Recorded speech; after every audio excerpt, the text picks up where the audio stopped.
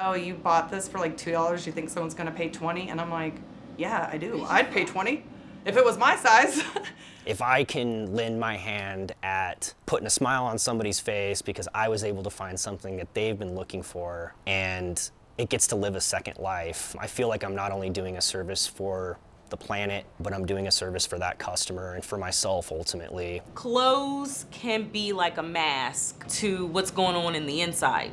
Clothes create confidence. I work more hours doing what I do than what I did before working in the corporate world. This business was never supposed to be a get-rich-quick scheme. It was always a modest life that could provide the necessities. Where we've gotten to in this late stage capitalism, we are now at a place where like all of us need to find that second hustle just to survive.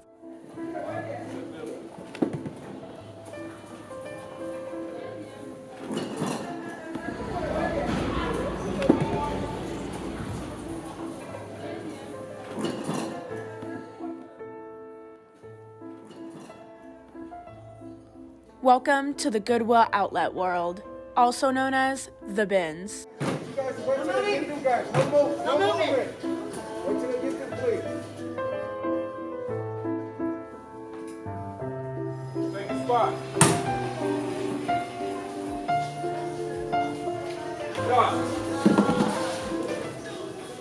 The best person to explain this place would be Sylvia, the manager at the Denver, Colorado location.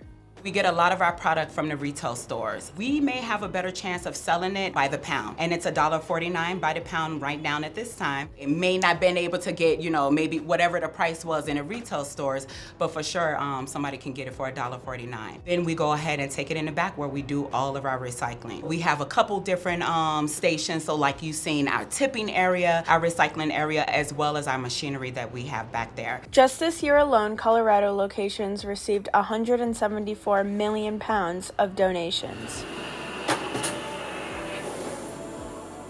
There are hidden treasures that Goodwill's e-commerce team seeks out. We process goods to put online. I'll start looking through the bins for items that are very high priced, antiques, anything of a collector's nature. Pick those, bring them back to my area in e-commerce, note their value, pack it neatly, and finish up by taking a pallet of all these goodies and taking them to the other side of the warehouse where they ship them down to Colorado Springs. Just like Goodwill's e-commerce team, there are individuals that decide to resell on their own. Tried and true response to the inquiry of what I do is always junk dealer. I'm a full-time reseller focusing mainly on eBay. Hi, my name is Tristan Bago, and I am the co-founder and owner of the Common Collective. I'm Trevor Ibaraga. I am Heart and Box Vintage. Yeah, I'm self-employed, so I enjoy being my own boss. I am an upcycler, hoarder. Basically, just try my best to save as much trash from landfills as possible. It's hard work. It requires a lot of determination and time. It's not easy. The amount of work that goes into every single piece that is tagged and on a rack. Time spent answering customer emails, time spent writing out your descriptions and listing your stuff online, taking photos of your product, making sure you've got good lighting and a good camera, getting out stains. I have to go to a laundromat, so I'm at the laundromat like 3 or 4 days a week. I definitely spend a lot of my money on quarters at the laundromat.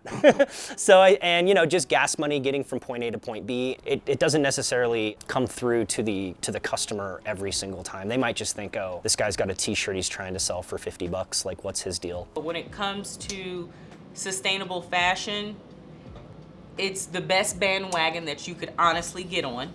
Clothing from the mall can pretty much be put in the same category as paper plates. They're made so quickly and mass-produced with such low quality product to begin with. There is enough clothes that we could stop producing clothes for a certain amount of time. I'm pretty sure that you would not actually have to create clothes. You could just go and shop out of a Goodwill. There is enough waste, textile waste out there, to where you don't have to shop new at all. Like, period. Okay, maybe shoes and underwear, I understand that. People will always become entranced and attracted to the new. We are living on the cast-offs of the consumer. the more people that are eating from the communal pot, the smaller the portions are likely to be. It became a trend.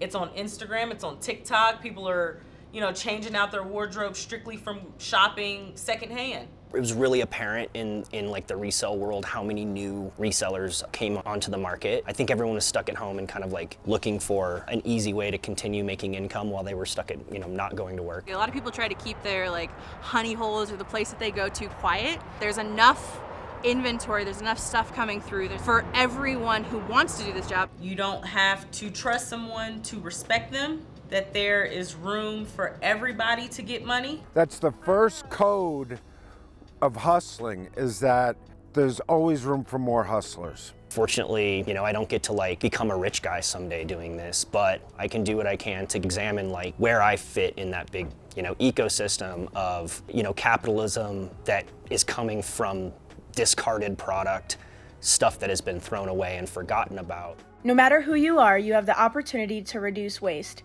Shop at flea markets, buy from friends, shop at thrift stores, vintage stores, wherever clothes are not produced in sweatshops, because this is our reality. This is just a bundle of rags today. Next month will be a whole new stack. This is happening in thousands of outlets in retail stores. Resell will help us escape this reality for the better.